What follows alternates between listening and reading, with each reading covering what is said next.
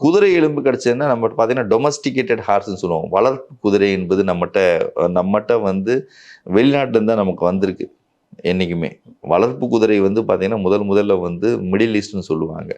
மத்திய தரைக்கடல் பகுதி நாடுகள்ல தான் அந்த வளர்ப்பு குதிரைகள் பயன்படுத்தப்பட்டன. அந்த குதிரைகள் தான் இங்க வந்து இறக்குமதியாகி, அதற்கப்புறம் தான் இங்க அத வளர்ப்பு அதனுடைய தொடர்ச்சியை நம்ம இன்னைக்கு பார்த்துட்டுருக்கோம்.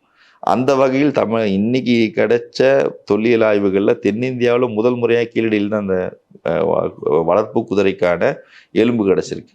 அப்போ கீழடியை தவிர மற்ற எந்த தொல்லியல் இடங்கள்லையும் இந்த வளர்ப்பு குதிரைக்கான எலும்பு கிடைக்காத காரணத்தினால தான் இது கண்டிப்பாக இந்த போன்ற குதிரைகள் மத்திய கடல் நாடுகள்லேருந்து வரவழைச்சிருக்கணும், பயன்படுத்தியிருக்கணுங்கிற செய்தி நமக்கு கிடைக்குது. அந்த செய்தி வந்து பார்த்தீங்கன்னா சங்க இலக்கியங்களில் முறையாக வச்சிருக்காங்க, சொல்லியிருக்காங்க.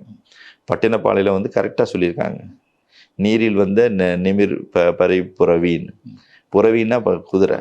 அந்த வரியை சொல்லும் பொழுதே நமக்கு தெரியுது. கண்டிப்பாக சங்க இலக்கியங்கள் ஒரு செய்தியை பதிவு செய்துள்ளன. அந்த செய்தி வந்து நமக்கு வந்து கீழடி அகழாய்வில் உறுதியாகிறது.